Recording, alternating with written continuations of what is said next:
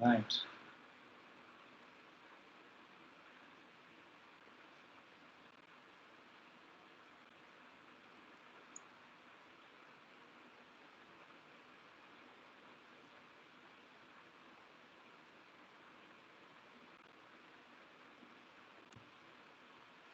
So we'll also record all the lectures.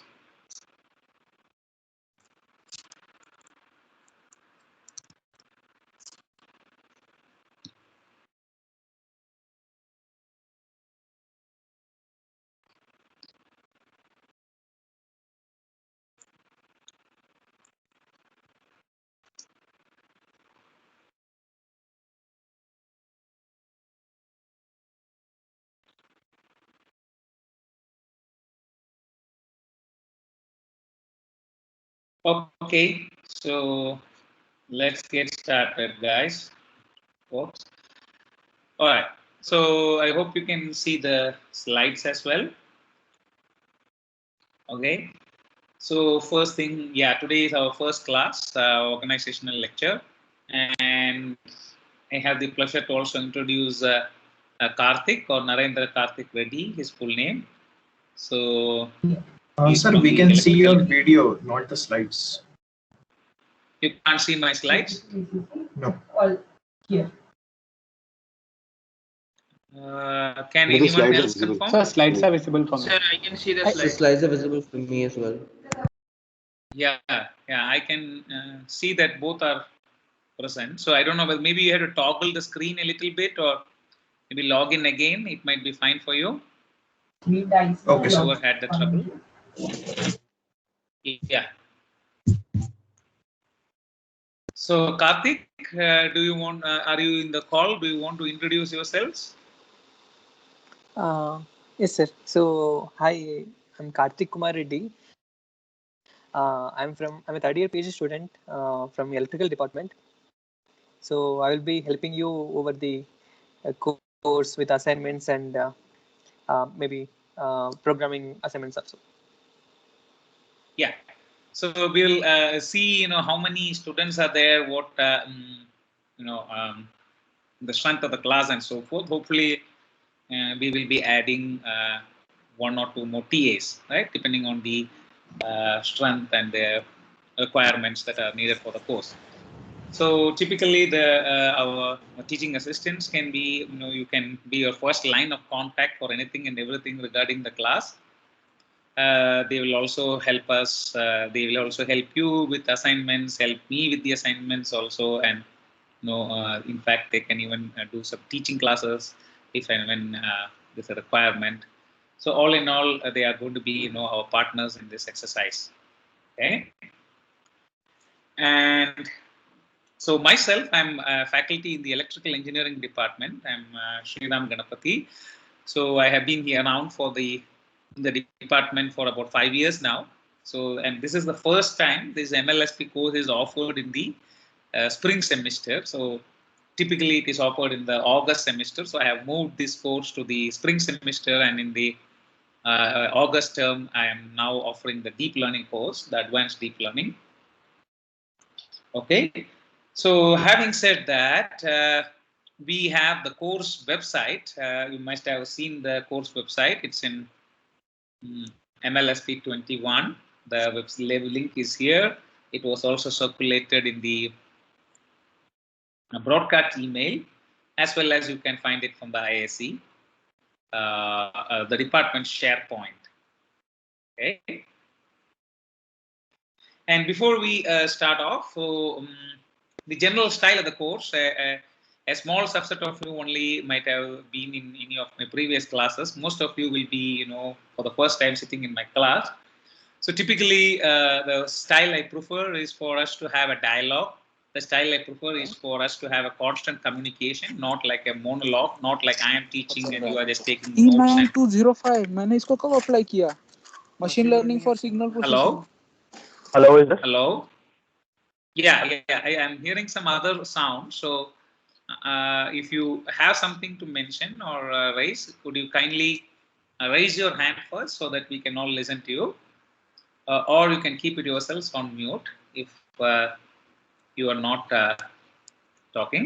So what I was trying to say was, like, we want to have constant communication.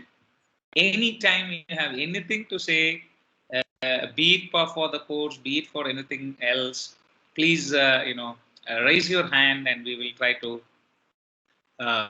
have you address the class and raise your question. Given it's an online class, I know that it's a bit difficult than in person, but I would still like to prefer that students are going to be interactive, and we are going to have a very constant communication that happens both sides. Okay, so I don't come with a fixed set of things that I have to cover every class. I don't come with a fixed rule that these many slides I have to cover. Nothing like that. Even if we cover only 10 slides or 5 slides in a class and we are having a good discussion, that's more than good enough. At the end of the day, it is for us to jointly learn. Okay, so that's the spirit in which we would like to approach the course. Feel free to raise any questions or comments. So this is the E9205, by the way, the course number. So some of you might have seen. Yeah, Pranav. So could you use full screen for the slides? The full screen, yes. Thank you, sir. Yeah. Okay. So what we're going to have today is we are going to essentially talk about what is the scope of our course. We are going to try to see if we can set the ball straight, set our roles, set the scope of the course, the content, and therefore we are going to try to see what we can do in the rest of the semester. So this semester is a little shorter. We have about 3 months or so. So we would like to do some sort of an overview of the course in this particular lecture. And from the next class onwards, we'll start putting together some technical material. Okay. So what we will do is, even before we get into this, so I will try to also set up a Google form for you to kind of respond to us, both me and the TA, in figuring, we want to figure out who are the creditors, who are the auditors, and what department or what is your prior course you are enrolled in, and so forth. So this information we will like to collect through a Google form. What I will do is I will set it up after today's class and with the help of the teaching assistant, Karthik, and then we'll circulate it to you, and we'll also provide the link to it in the course website. I encourage you all to check the website, say maybe tomorrow morning, and you can try to fill up the Google form, but ideally before the next class, which is on the 3rd. So this is the information that we would like to have. We want to create mailing lists. We want to create maybe a Teams channel. We'll also try to have these sort of communication modes with you constantly. Okay, right. So let's get started with the material itself. So what are we trying to cover here? So this course is named Machine Learning for Signal Processing. As you can see, I would like to, let us say, define, at least for the sake of completeness, what these 4 terms mean. What is machine learning? What is signal processing? And why we are even having this course. Okay, so that's what we're going to do in the rest of the 10 or 15 slides or so, and then we'll touch upon a little bit of housekeeping for the courses. I will let you ask any questions you may have, and then we will break for the day. Right? So what are signals, right? So this is the first question that we want to ask. What is a signal? What are real world signals? Then the next question we want to ask, what do we mean by learning? And of course, we should also be clear on why we are even sitting in this course, right? Why should we attempt any learning on these signals? Okay, so first we want to start with questions, and then we want to see how far we can answer it through the semester using the roadmap that we are going to define. Okay. So what is really a signal, right? You might have heard signals. You might have even had an undergraduate background in electrical engineering or electrical communication engineering, where you might have done some signal processing, or you might have not had any introduction to signals at all. That's no issues. What we will call as in particular a signal is really a function, right? A signal is really a function which takes a domain and maps it to a value. Okay, so the domain could be time, and then this case could be a time varying signal. The domain could be a space, and the value could be the brightness, which could be an image, or the domain could be space and time, where you have a vector of domains, which is x, y, and t, in which case that could be a video signal or any other type of units that you can define on to which the function applies, and you get the value as the output. Right? So we see them everywhere. We see them in our everyday life in the form of text, in the form of audio or speech, in the form of images, in the form of video. So this is really what drives the day-to-day life that we encounter. Right? So text, speech, audio, images pretty much are, let's say, the more popular ones, the ones that you can easily get data. If you want to do some processing even today, you can get data for it. Of course, there are lots of other interesting signals as well of both biological importance and of commercial importance. Could be DNA sequences, could be financial data, could be weather patterns, could be neural spike train of data recorded in one's brain. All these are examples of the signals that we would like to process and seek or get information out of.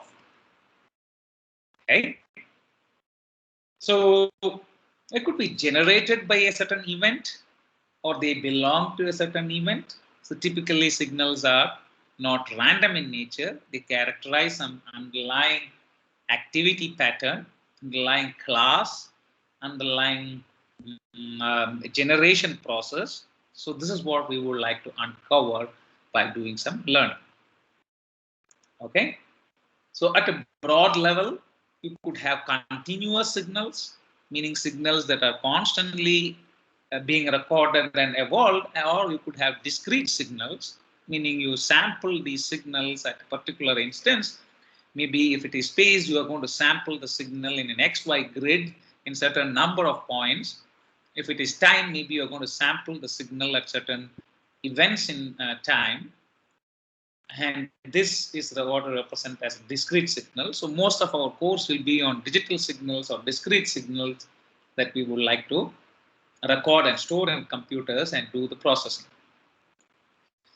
And what we want to try to cover is that these signals, while you may have a grid of points in which you are recording the pixel intensities, or if you are recording it in time instances, or any other domain for that matter, the information content is often non-uniform. It's not that every pixel contains the same amount of information. It's not that every time instant contains the same amount of information recording the time varying signal. Other aspects to keep in mind is that it cannot be modeled deterministically, meaning you cannot apply rules saying that, okay, this is the rule I'm going to apply, and then all the signals are going to obey this rule, and we have to model them statistically. Many a times, signals are affected by noise, the way we sense them, or inherent noise present in the data. This all obscure our goal. They all cause hindrances or nuances to our goal or challenges to our goal, which is to seek information out of the data. Sometimes you could have missing data, maybe because the equipment didn't sense it, or maybe because you are going to assume that this is the hidden variable that you want to model in the data, and thereby you want to frame your modeling procedure around the hidden variables. Okay. So let's just take very quickly some examples. Okay, Siddharth has a question. Sir, I'm not able to see the slides on the screen. you are not able to see the slides on the screen. Are there any slides going on? There are quite a bit of slides. I'm in slide number 5 actually. One other person also mentioned the same issue. I'm unable to figure out. So can anybody else comment whether they are able to see the screen slides? No, sir. I asked I can see. before. Usually it's fixed by exiting and entering the. Sorry.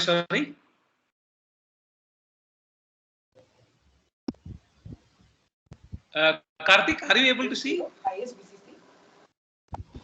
Yes, sir, I can see. You can see it, right? So if some subset of you or majority of you are able to see it, I suspect it's some login, some issue with your Microsoft Teams.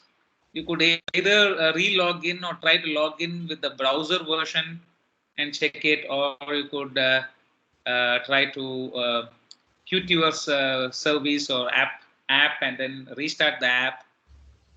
I don't know how to say anything beyond that. Okay, sir. I'll try logging in again. Sir. Yeah, try logging in again. Hopefully, it will fix it. Tanay? Hello. Yes. So I had just a very fundamental or stupid question that how would you interpret image as a signal, because you classify images as signal? Because in traditional sense, a signal is something like, let's say you have the temperature at a particular point or something like that. But how would you traditionally interpret an image as a signal? So, yeah, by the way, there is nothing like a stupid question, okay? All questions are valid and equally good. So, do not worry about asking anything. Okay? You'll like to entertain every question that you have. Okay, having said that, so it's basically, as we said, we are going to not have any pre-existing norms, right? We are going to call a signal as anything that's a function of an input, and it carries it over to it basically returns a value for that domain input. In the case of an image, the input is a grid of points.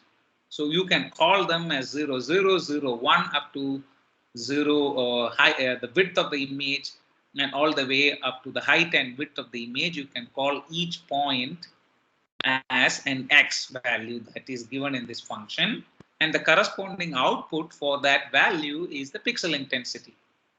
If it is an 8-bit image, then you get values between 0 to 255. If it is a 16-bit image, 32-bit image, whatever your resolution and the sampling of the image is, you get some intensity of it. If you have color, then you have multiple channels within each pixel point. So all of this falls into the broad domain of the definition of a signal. The input x, which is the domain for the function, can be multi-dimensional. In this case, if it's a 2D image, it's a 2-dimensional input. If it's a 3D image, it's a 3-dimensional input. The output can also be, which is v, that is given in this equation. So I will also constantly be using these markers. Right? So the output v in this equation is a value. It's a vector. It can be a scalar also. It can also be a vector. So if it is a 3D image and a 3D color image, then you have 3 dimensions for x and 3 dimensions for value, which could be the r, g, and b of the input image. Okay, so it all falls under this loose definition of our function, and we are going to use the term signal to call all these functions. Okay, so there's nothing like a signal has to be 1-dimensional or signal's domain has to be time. Signal's domain can be pretty much anything. Even a text is a signal for us. Okay, so let's see an example, right? So a text data or signal of some nature is given here. So this is basically a sentence that I picked from one of my favorite things, which was or favorite event. This was Sachin Tendulkar's retirement speech, what he gave. So you can see in the text that, you know, this last 29 years has never said, well played, and so forth, and it goes on. But you see that if I want to extract some information, if I want to basically take all these 30 words and maybe make it into 10 words or 5 words, summarize this. Some contents like, you know, in, the, and so forth are maybe less important. These are function words. These are words that join in. Right? So suppose I want to constrain this to a small number of words or characters, then I want to see which are the key events, which are the key words. Maybe 29 years is one key word, right? Maybe then the subject, maybe sir, is another key word. So I can see that all the, while there are lots of words, maybe about 30 words or so, certain words are much more important than the rest. Right? This is almost always the case with any signals that we will work with. Right? Certain words or certain events are much more important than certain other events, and therefore this is something that the systems or the learning approaches have to take into account. Let's see other examples. Let's say if I want to do processing of speech, right? So speech recognition is one, common thing that deep learning solutions and systems have good success with.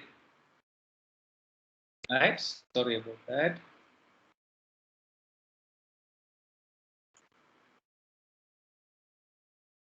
Okay. So this word is the Japanese. Okay, so this is the word that is given here.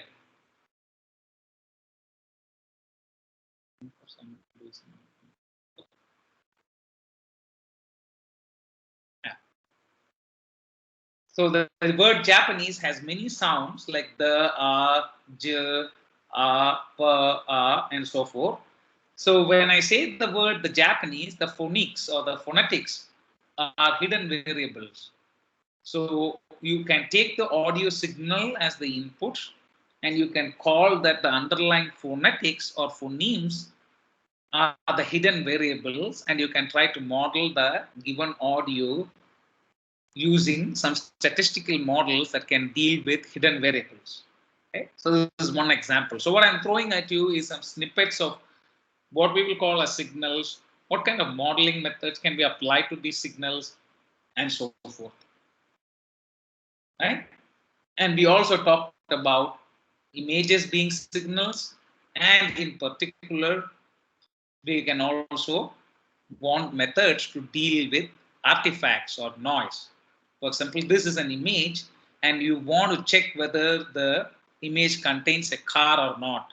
Right? So it's a very blurry, noisy image, but you still want to make sure, as humans, you can see that there is a car there, and now we want to say that, you know, from the machine's perspective, you want to see whether the machines can also detect the presence of the car in such a noisy signal.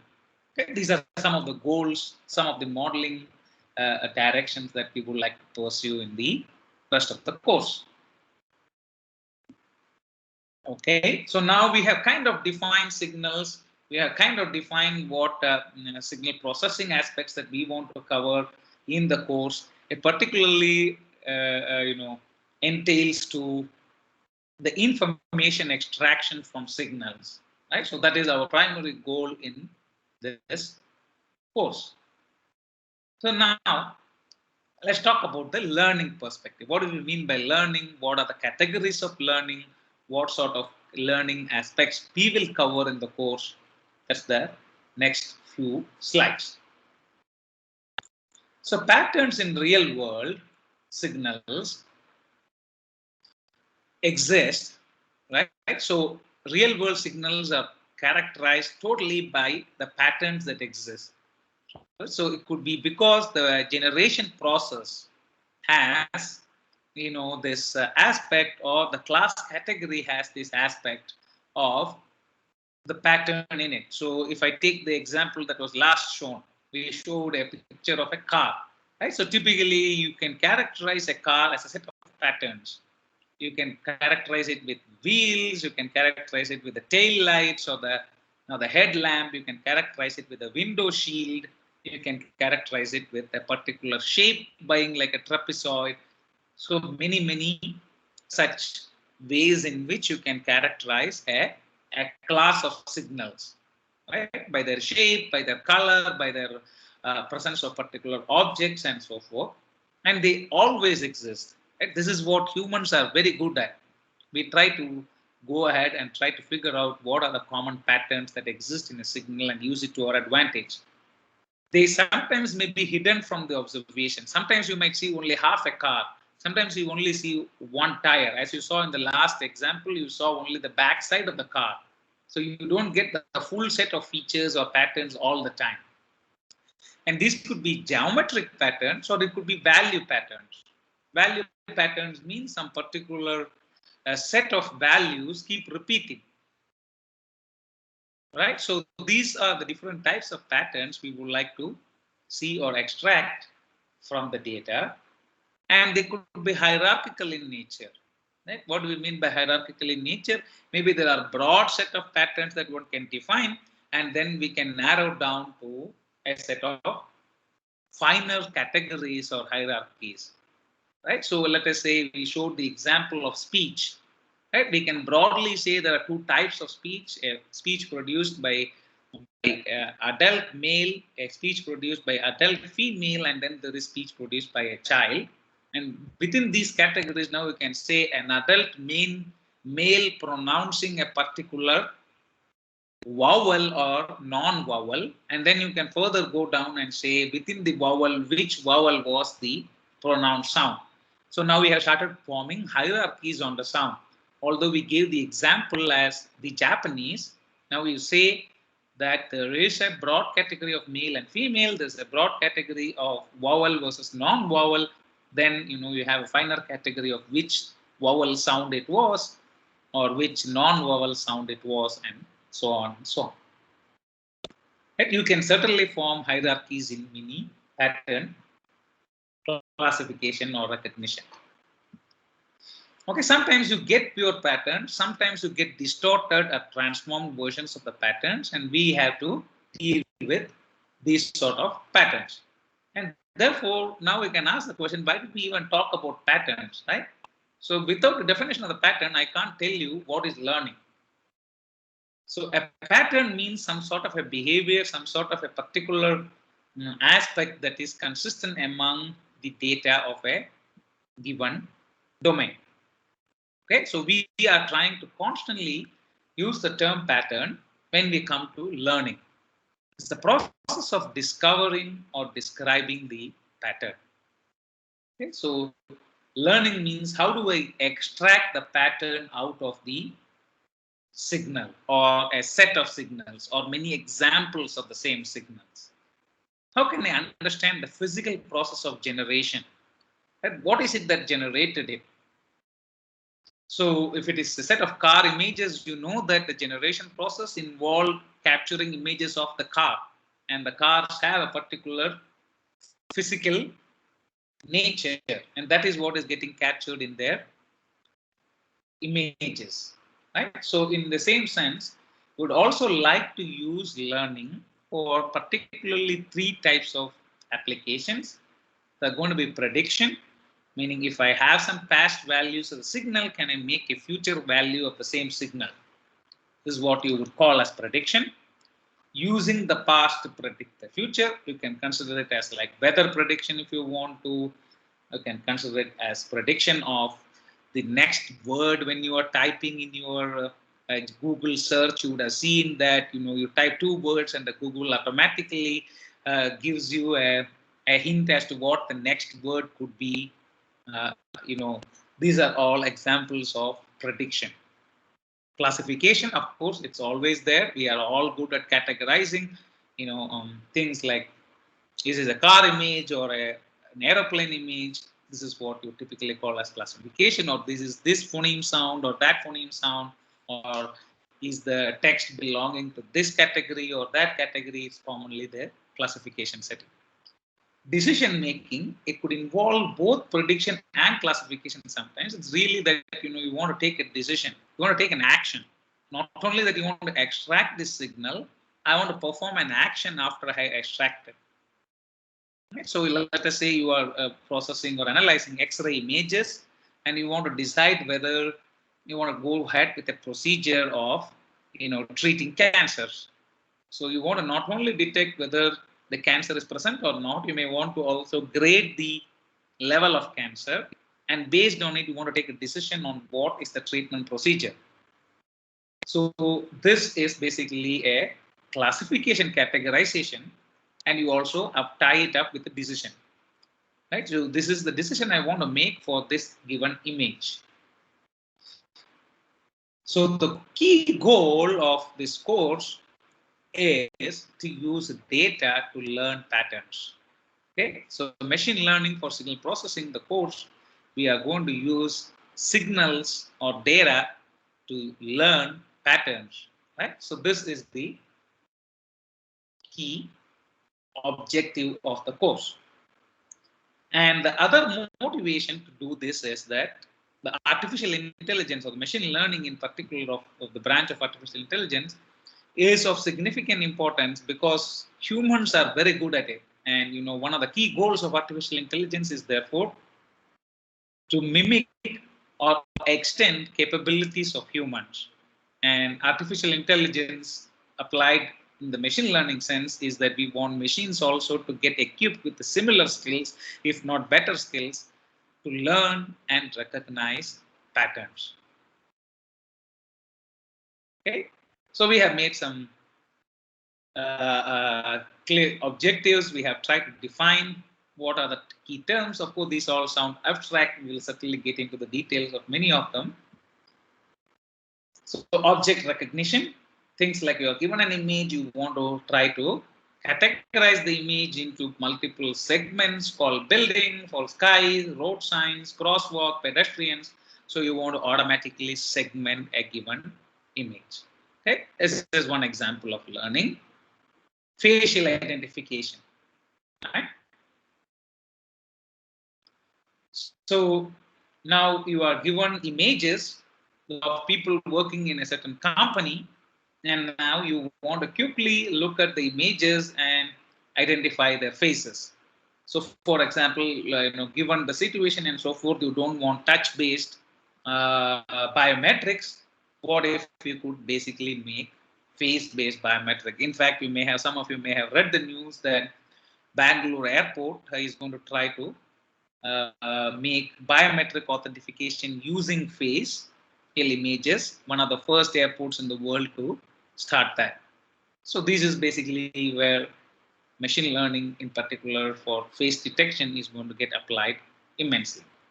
Topic summarization. I would like, let us say, when I read a newspaper or when I read a web page, I would like myself to get to read only things associated with politics. So if basically I have a newspaper electronic edition, then there are lots of articles in the front page, but I would like my browser to highlight everything that's connected with politics.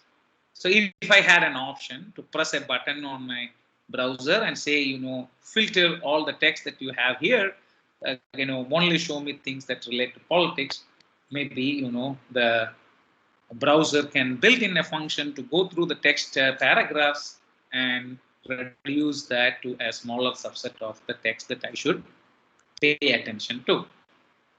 So learning is everywhere, learning systems are everywhere, and that's why we have to build a formal course to understand the techniques involved, to appreciate the mathematics and the theory behind all these techniques.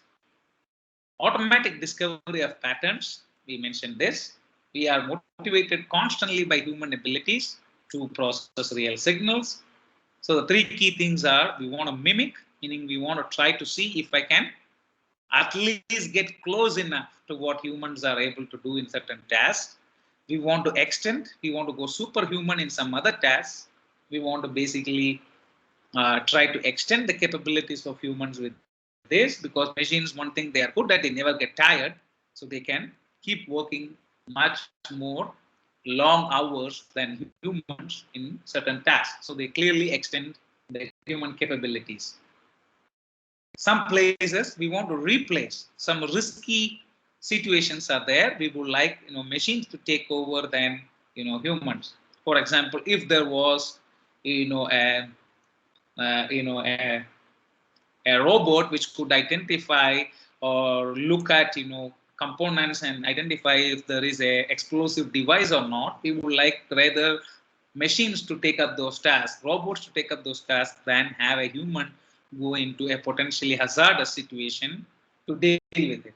If we are dealing with harmful chemicals, right, we would like machines to take over those tasks than have humans put under the risk of these situation. So mimicking, extending, replacing, human functions. Okay? So it's a branch of artificial intelligence. We already said that. We will be primarily focused on two tasks, which are classification and regression. Classification would be take a signal, categorize it. Regression would be take some values of a signal and try to predict either another signal or the future value of the same signal. Right? So regression and classification are going to be constant themes running over. We will again define them more formally as we go around the course. Okay, so let's say take an example of a classification for here. So you see two pieces of text here. Right? So the question then you can ask is, what is the domain out here? What is the domain of the first one? Is it a blog or a chat? Okay, so what you can do perhaps is, I will, since there is an online class, I can't ask you to, all unmute and say an answer. Maybe I will pick some random person in our class list and I will try to ask this question, right? Let me see how I can do this. Okay, let me see.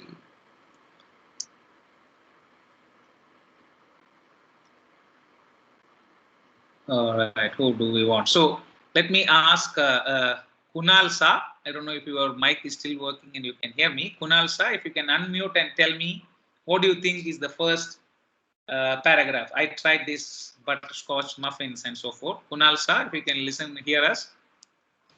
Yes, Can sir. you unmute and say if it's a blog or a chat?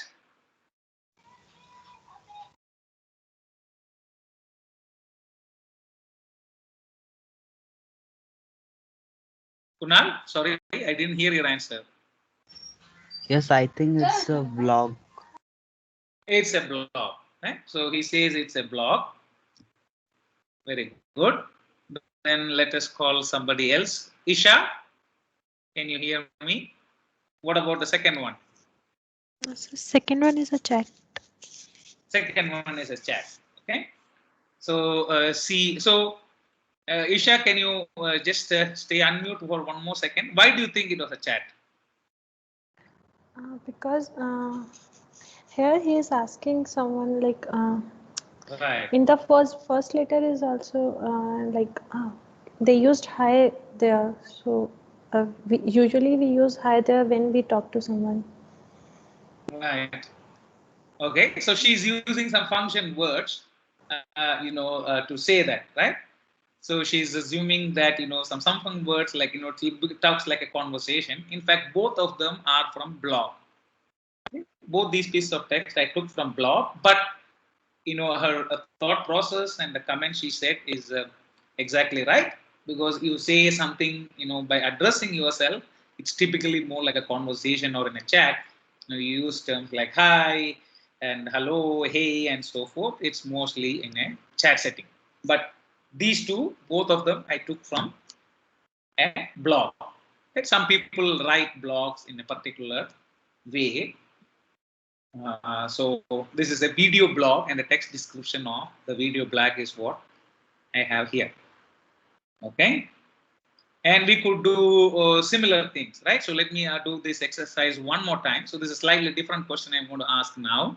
I'm going to ask you a question. This is again, by the way, from a previous Times article. This example I had shown in my past courses also. So let me see. So Rohit Patel, if you can unmute yourself and tell us, did a human write the first line that you're reading, or a machine wrote it? It's any guess, but you can guess, but you can at least think why you are guessing it. Yes, sir. Am I audible? Yes, you are audible. Go ahead. Hello. Oh, sir. Let Yes, me think first. yes, you are audible. Go ahead. Can you come again?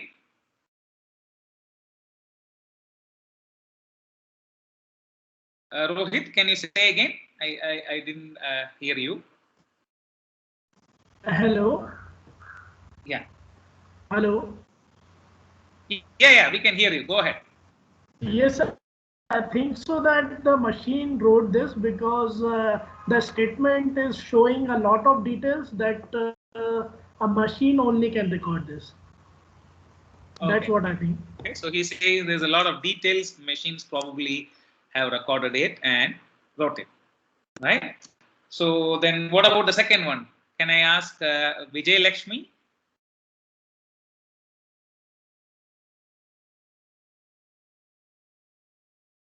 Vijay Yes, Lakshmi, sir. if you can hear us and unmute. Yeah, go ahead. Excellent.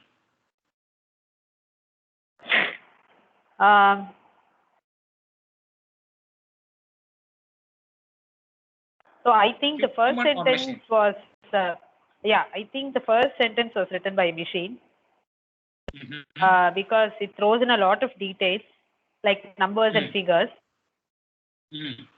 Whereas, so I've come across, whereas the second sentence looks something like a human could have written, yeah. Okay. So she's saying that it's a machine for one, human for two. So and both of them, the answers they gave were also in the similar thought process, which is also good.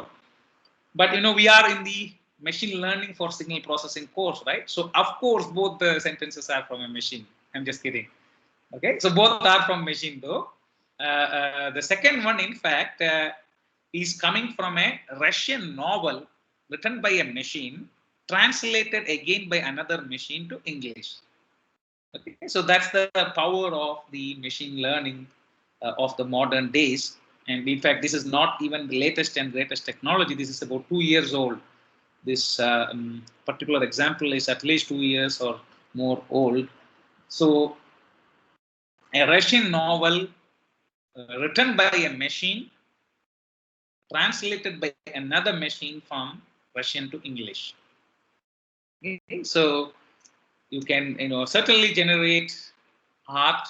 You can there is even a separate branch called deep art and so forth, using deep learning for art and aesthetic processing. So yes, so our perception can often be like artistic things can be more human made. In fact, these sometimes are quite predictable that machines can also equally do a good job. Okay, just the examples I wanted to show, and I want to also get your participation, which is why we use those examples. Other ways, other examples of machine learning, we would want to synthesize data. That synthesize means we would like to generate data. Right? For example, recognition means you want to understand the information. So you are speaking to a machine, and the machine knows what you want, and it can try to execute the task, like for example an Alexa or a Google HomePod. Or synthesis, it's also, these devices also have synthesis, so it talks back to you. You give a piece of text and it can generate the corresponding audio. Right? You can do several other signals as well. You can synthesize text, which we saw in the previous example. You can synthesize images. You can synthesize any sort of data that we would like to generate. So classical machine learning or old machine learning was rule-based, heuristic-based, used small amounts of data, but we are totally out of that era. We are much more into the statistical machine learning world. We would like to uncover patterns using big data. Right? So we are going to talk about techniques. Most of them are capable of dealing with large amounts of data. Most of them are capable of dealing with learning problems associated with large data. Okay. And what are the two categories of learning that we will focus on in the course? Of course, learning itself can be categorized into three types: supervised learning, reinforcement learning, and unsupervised learning. Okay. A supervised learning means you are given the signals or the data along with the targets. You are given examples of images that contain cars and airplanes. In unsupervised learning, you are only given data that is the raw images or the raw audio or the raw text. There is no label or target associated with the given signal. Right? So you want to extract the structure of the data. You may want to do some unsupervised clustering of the data. You want to describe or define the data. Sometimes you would want to use unsupervised learning for dimensionality reduction. Maybe the data is of very large number of dimensions, and I would like to reduce the dimensionality to something that is manageable. Right? So unsupervised learning is associated with data alone without the presence of any labels. So then, of course, let's come back to reinforcement learning after we discuss supervised learning. So supervised learning is when you have provided the data along with the target values. Right? So this is the ground truth. And there, our dominant goal is to learn a mapping from the data to the targets. I want to learn a mapping from the set of images to the space of 1 and 0, where 1 corresponds to the cases when the image contains a car, and 0 corresponds to the cases of images where there is no car. Right? So this is a mapping function which takes images as the input, outputs a binary number, a 0 or a 1, and this mapping function is a car detector. Okay, so this is a supervised learning task. On a given set of input images, you know whether they have a car or not, and now you learn that mapping function and you apply it on the unseen data or the test data, and you predict the output. There's again a discrete number of classes, which is a classification problem, right? So you are given inputs and your outputs are categories or classes. A finite discrete number of them are present. It is then called a classification problem. A regression problem means you have continuous output variables. The output variables are real. It's not a number of 0 or 1 or 2. It's a number that is continuous in nature. Right? So you want to predict what is the temperature at 4 p.m. on 2nd March. Right? So you want to say exactly, is it 27.2 degrees or 31.8 degrees? So that's what you want. Right? So it's a real number. That's the regression problem. Classification, maybe you want to say tomorrow, is it going to be rainy, sunny, or cloudy? Then that prediction is a classification problem. Okay. And then what we are not going to cover in this course, certainly there are other courses in IISc also on reinforcement learning, is that we won't be talking about this aspect of reinforcement learning, which is a long-term learning. It's an environment-based learning. So every action that you do is essentially an interaction with the environment. So it is based on a state, action, and reward. So it is basically like, think of it like you want an algorithm to learn to play chess. Right? So it has to predict what the next move would be of the opponent. It has to predict its own move, the next move of the opponent, and it has to essentially solve the final reward, which is to win the game. So you only get the reward at the very end of it, but of course each action drives to get you to that. Right? So you essentially take up some actions predicting the future of how your opponent will play, and that optimal action is essentially you have to determine, or the next action you have to determine. There may not be one optimal action for each given state. There may be multiple options, but you want to take the action that leads you to the final reward. Okay, so you want to learn actions in such a way that the expected reward is maximized. It may also involve some punishment categories. So most of the time in reinforcement learning problems, the reward / punishment is going to come at a delayed fashion. Is going to be based on a delayed version of your actions. Right? So how do these systems learn? You keep learning it based on past actions.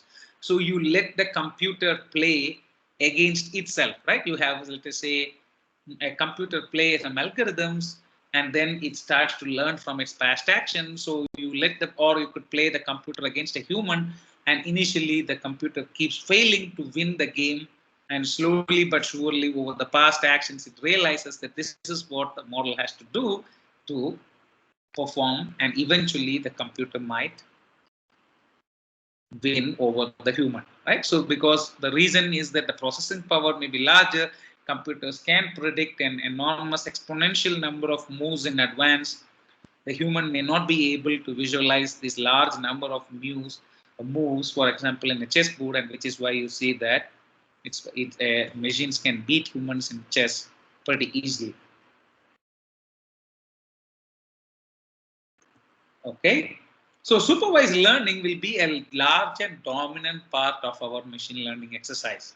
Okay, in this course, we'll have a large and dominant content of the course directed towards supervised learning. So what do we have? We may have text, we may have document images, we may have audio, we might also have labels. So in supervised learning, we do have labels. And in between the machine learning and the data comes the feature vectors or feature extractors, where some amount of processing, dimensionality reduction aspects would be involved. And at the output of it is a machine learning algorithm. Right? So this is the part of the training or the learning process. And once the algorithm is trained or learned, you give a new text data or a new image data, perform the same processing to extract the vector of features, give it to the model, and then model will give you a prediction of the label. Right? So this is the primary setting in which we will operate in the large part of our course. Again, remember that this could be continuous or discrete, depending on whether we are going to have a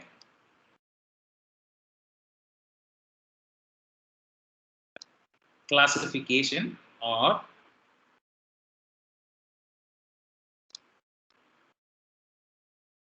regression.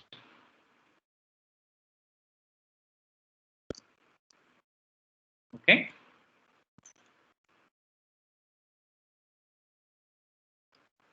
Okay, so we will have some aspects of data processing. This will be in the very early part of the course. Maybe initially 2 lectures or so will be spent on this. I do not want to spend a lot of time on the feature extraction or domain dependent processing, but we will like to cover what features one can extract from text, what features one can extract from audio, and typical what features of processing one can apply on images to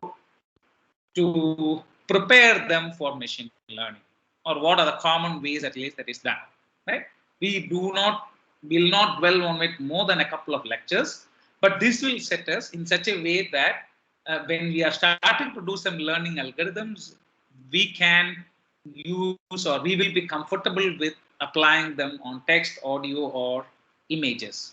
Okay, so this will be the very early part of our course, and the dominant portion of the course will be spent on, the dominant portion of the course will be spent on the models for pattern recognition. Okay, some amount of course material will also be on feature selection and dimensionality reduction. Some aspects of representation learning, that's also part of the course. And then, as I said, the dominant portion of it will be on the models for pattern recognition. Essentially things like mixture Gaussian models, Markov models, deep neural networks, support vector machines. These are the different models, algorithms that we will keep discussing in the rest of the course. Okay, and just trying to highlight the course schedule or course syllabus. This is basically for the present in the course web page. I'm not planning to go through the details of it in this class. But what we will do in the immediate future is we will head into discussions on very quickly on maybe in one class on what are the dominant type of features used in text, speech, image, etc. And then from, let us say, lecture 3 onwards, we'll start going into dimensionality reduction like principal component analysis, linear discriminant analysis, and so forth. And then we will start off with the basics of machine learning like decision theory, maximum likelihood methods, maximum a posteriori based methods, bias variance trade-offs, model assessment, generalization, and so forth.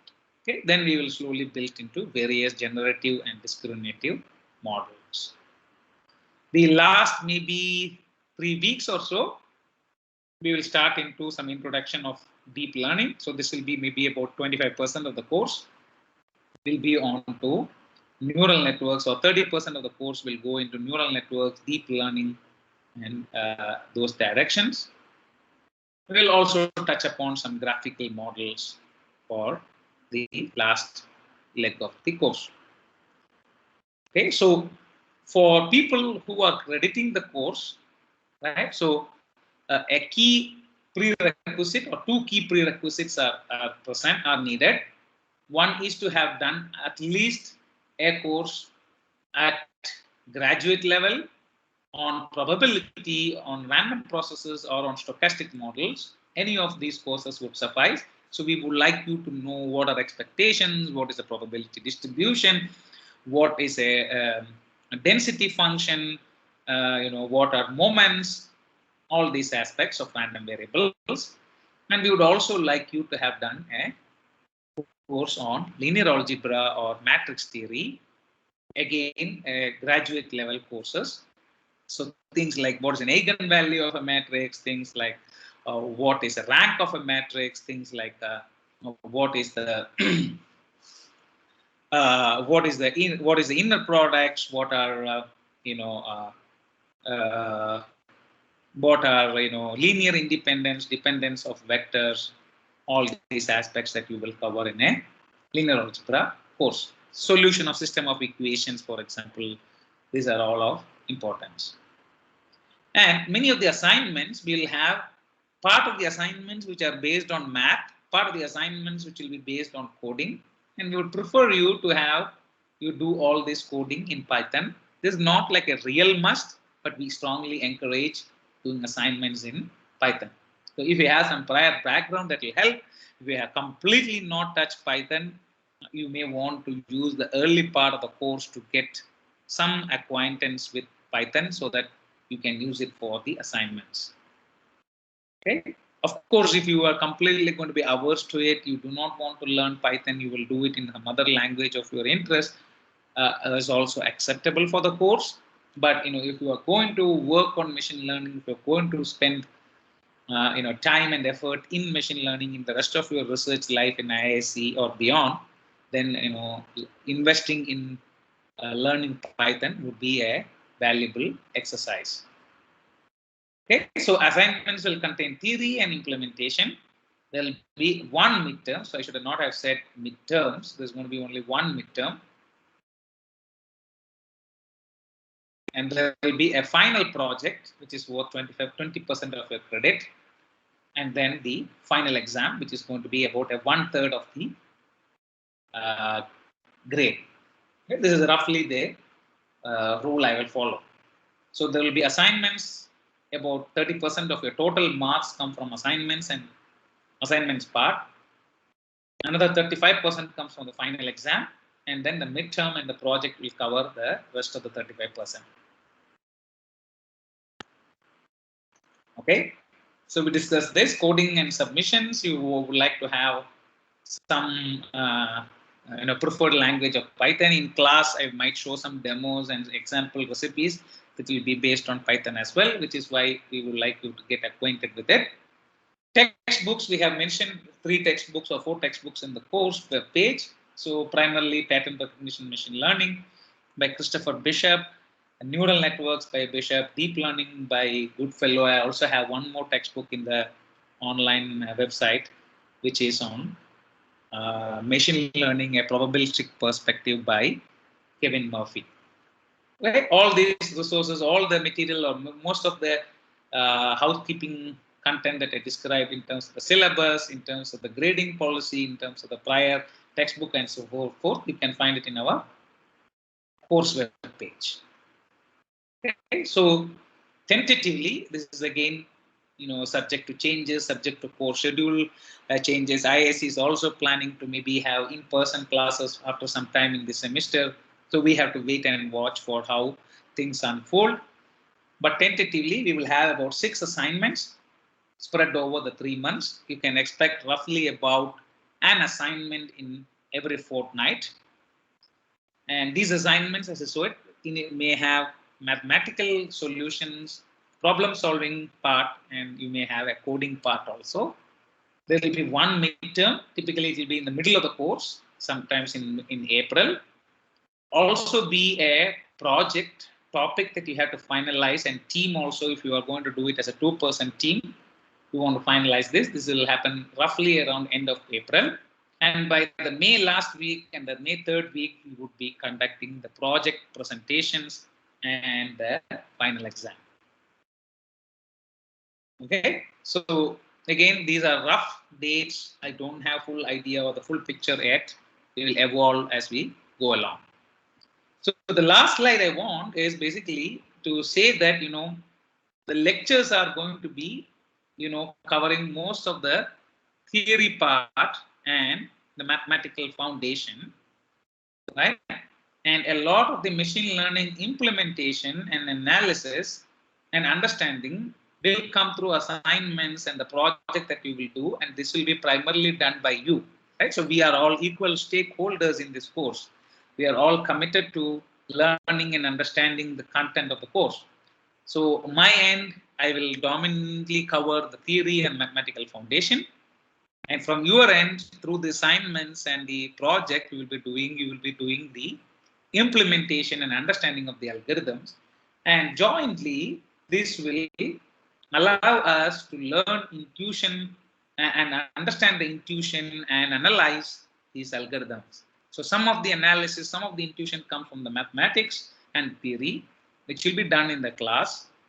Some of these analysis and intuition will certainly come from your implementation of these algorithms, and that will come from your side. Okay, so I will help with a lot on the blue side. You will help us a lot on the yellow side, and together we will cover the red side. Okay, this is how we will try to go along in this course. So that's all I had for this, organizational lecture introductory slide. So I'm open to any questions or comments on this. So, you are welcome to unmute. So I will go through in the order. So Manthan. Yeah, sir. Hi. Yeah, How just different give me this 1 second. course will... Just give me 1 second. Somebody is at my door. Just give me 1 moment. I'll be back. Yeah. Yeah, this one.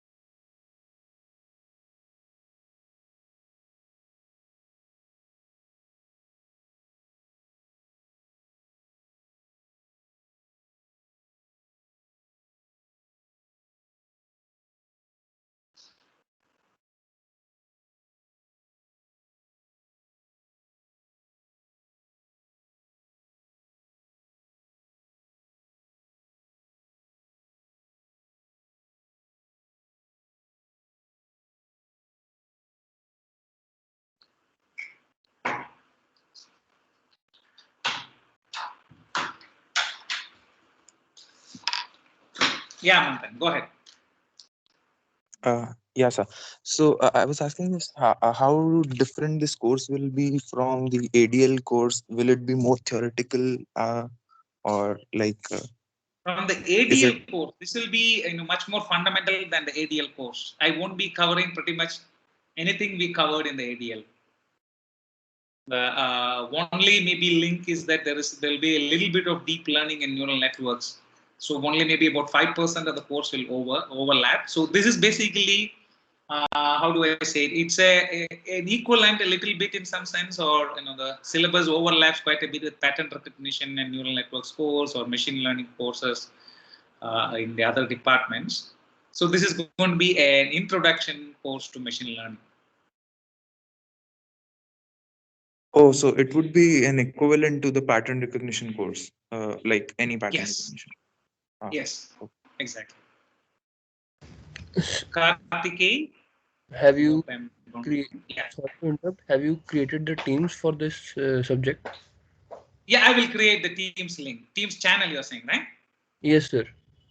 Yeah, I will create the Teams channel for this. So, hopefully after this class, I can do that.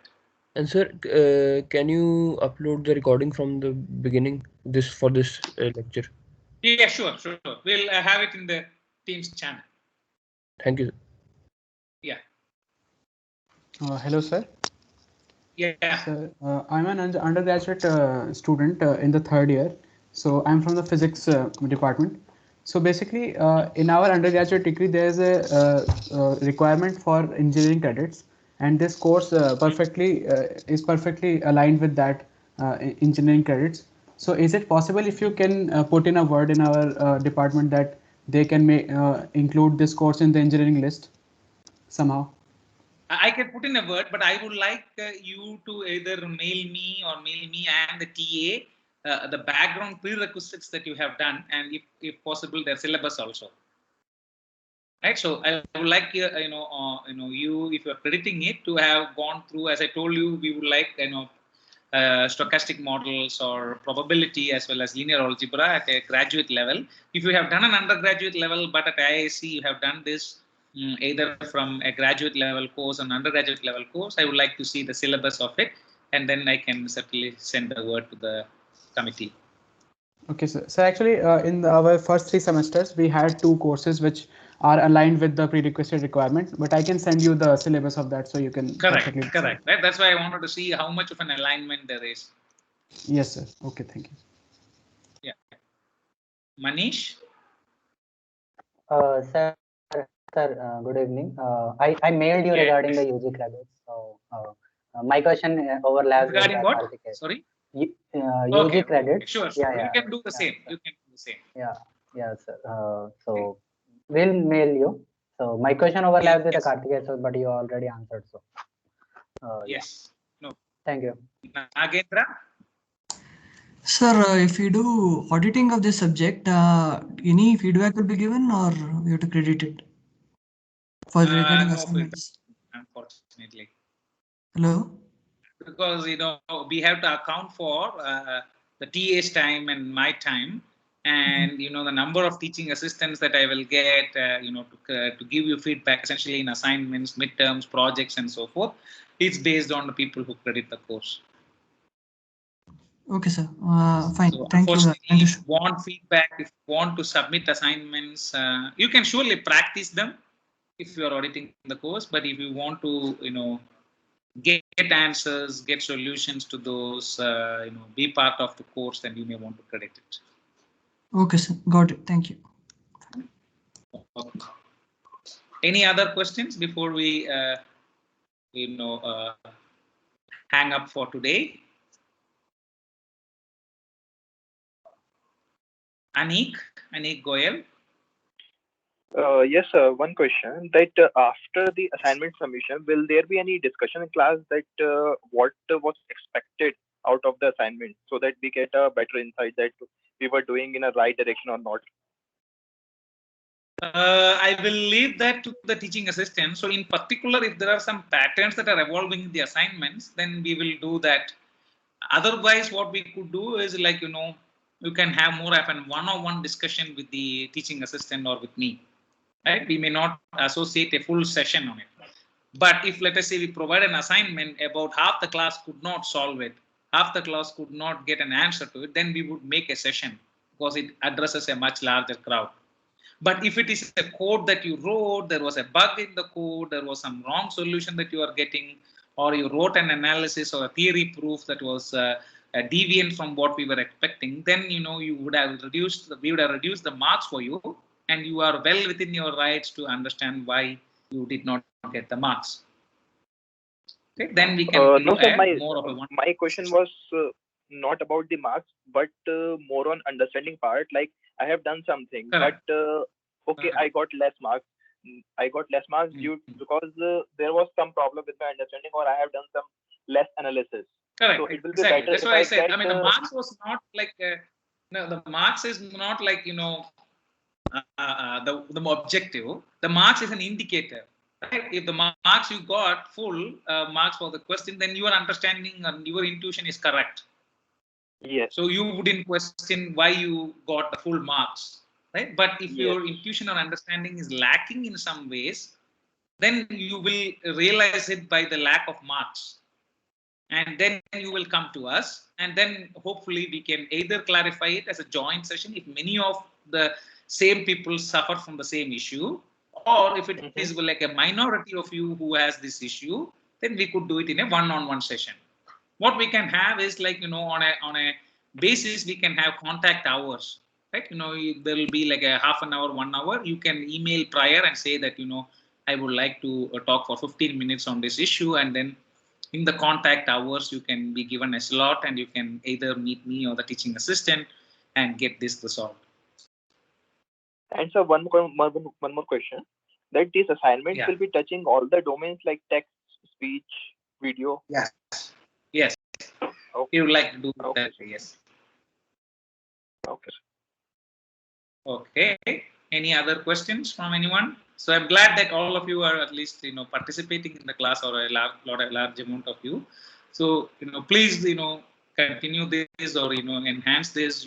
We would like you to all participate in the classes as much as possible. Manish? Yes, sir. My question is about grading policy. Would it be relative or absolute? Relative. Okay, sir. Thank you.